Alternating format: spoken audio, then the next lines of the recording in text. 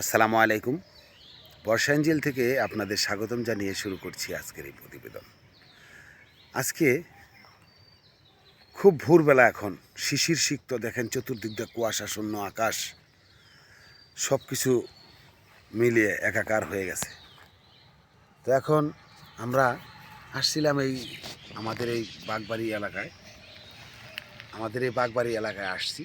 এখানে এক ভাই তার এই জমিতে বীজতলা তৈরি করেছেন, মূলা বীজের তলা।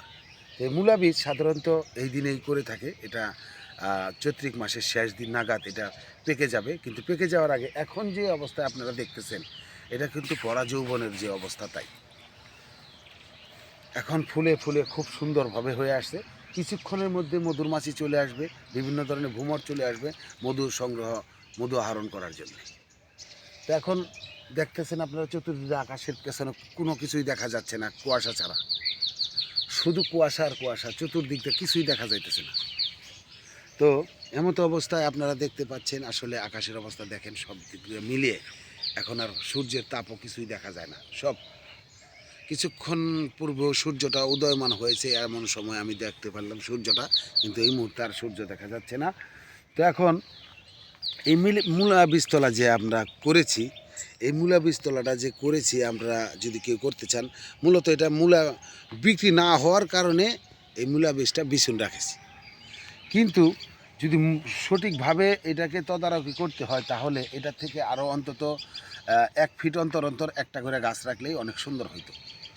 যেহেতু এই মূলাটা বাজারজাত করার জন্য আমরা বপন করছিলাম, তো এখন এই মূলা বীজটা না বিকার কারণে এইভাবেই বীজের জন্য রেখে দিয়েছে। কিন্তু এই অরিজিনালি এই মূলা বীজটা তৈরি করার জন্য ফাঁকে ফাঁকে একটা করে মিনিমাম 1 থেকে 1.5 ফিট পর পর একটা করে মূলা গাছ যদি রাখা হইতো, তাহলে খুব সুন্দর বীজ হইতো এবং কি স্পষ্ট বীজ থাকতো। তো এখন বীজ হবে, কিছু বীজ ছোটো হবে, কিছু বীজ বড় হবে, কিছু বীজ আপনার মিস হয়ে যাবে, যেমন চিটা হয়ে যাবে। এই ধরনের ইগুলা চলবে, যে এখানে আপনার মনে করেন এখানে 100 থেকে 150 কেজি বীজ হয়তো, সেখানে হবে 70 থেকে 80 কেজি সঠিক বীজ। তারপরে বাদবাকিগুলা জ্বালাবে, একটু একটু মনে করেন কাইমরা ধরে আছে যে ধরনের বীজগুলো, এগুলো জ্বালাবে, কিন্তু এইগুলোর থেকে শাক তৈরি হবে, মূলা তৈরি হবে না।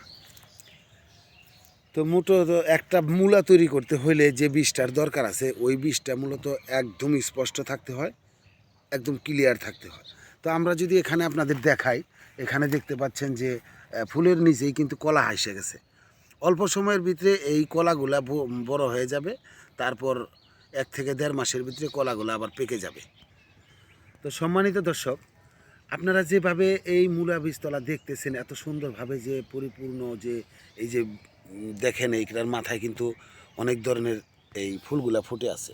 মূলত এই ফুলগুলা থেকে কিছু অনেক ফুলগুলা, খালি এই ফুলগুলা জোয়ার না, নিচের ফুলগুলা দেখেন, এখান থেকে যে ফুলগুলা বিনষ্ট হয়ে গেছে, এই ফুলগুলা কিন্তু মৌমাছিতে এই ফুলগুলা থেকে মধু আহরণ করে নিয়ে যাওয়ার পর 1 থেকে 2 দিনের ভিতরে এই মধু আহরণ করে নেওয়া যাওয়ার পর এই ফুলগুলা অটোমেটিক ঝরে যাবে।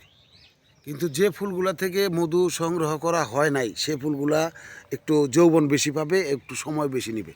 অনেক সময় দেখা যায় যে কিছু কিছু জায়গার ভিতরে মৌমাছি যাইতে পারে না, কিন্তু যায় না, সেই জমিতে এই ধরনের স্পষ্ট বীজও হয় না। তো এই ফুল থেকে যদি বীজ মধুমাছি মধুটা সংগ্রহ করে নিয়ে যায়, তাহলে এই বীজটা থেকে যে আপনার কলা তৈরি হবে, কলা থেকে যে বীজ হবে, এই বীজগুলো হবে স্পষ্ট পরিপক্ক বীজ হবে। এই বীজগুলা যেখানে আমরা রোপণ করব, একটা মিস হবে না, পরিপূর্ণভাবে জ্বালাবে, এবং কি আমরা মোটামুটি একটা ভালো মানের শাক সবজিও পেতে পারি। সম্মানিত দর্শক, আপনারা লক্ষ্য করে দেখুন, এখানে যে মূলত যে মূলা গাছটার যে মূলা আছে, মূলাটা কিন্তু পরিপূর্ণ আছে। এই মূলা থেকে যে গাছটা তৈরি হয়ে গেছে, যে কারণে এই মূলার ভিতরে আর কিছু নাই, শুধু ফাঁপা।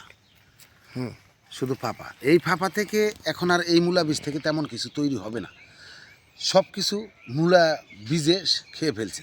এখন শুধু বীজ তৈরির জন্য যতটুকু দরকার অতটুকু এটার ভিতরে আছে। তো সাধারণত একটা জিনিস আমরা জানতে পারি, এই মূলা বীজ তৈরি করতে তেমন কোনো খরচ হয় না, পানি দিতে হয় না, একবার পানি দেওয়ার পরে যে বড় হয়, মূলা তৈরি হয়ে যায়, এরপরে আর পানি দিতে হয় না। আস্তে আস্তে মূলা গাছগুলো এমনিতেই বড় হয়ে যায় এবং কি পরিপূর্ণতা পায় হলো আপনার এই বীজগুলা। মূলাতে যদি মূলা গাছে যদি পানি দেওয়া হয় তাহলে দেখা যাবে যে এই গাছগুলোতে সাধারণত বীজ হয় না, শুধু পাতা হয়। মূলার পাতা ছড়িয়ে যায়, বীজ হয় কম। গাছটার ধারণ শক্তি অন্যদিকে চলে যায়, পাতার দিকে চলে যায়, ফলের দিকে নয়। যদি ফল তৈরি করতে হয় তাহলে এই গাছে আর পানি দেওয়া যাবে না। পানি না দিয়েই সুন্দরভাবে পরিপূর্ণভাবে এভাবে তৈরি করে 1 থেকে 1.5 মাসের ভিতরে তৈরি হয়ে যাবে বীজ। এই বীজগুলো সংগ্রহ করে কৃষক আগামী 7 থেকে 8 মাস আবার অনায়াসে তারা শাক থেকে সবজি সব কিছুই বপন করতে পারবে। তো আজকে আমি যতটুকু পারলাম আপনাদের দেখানোর চেষ্টা করলাম এই মূলা বীজ সম্বন্ধে। তো ভালো থাকবেন সবাই, সবার দীর্ঘায়ু কামনা করে আজকের মতো বিদায় নিলাম। আল্লাহ হাফেজ, আসসালামু আলাইকুম রহমতুল্লাহ।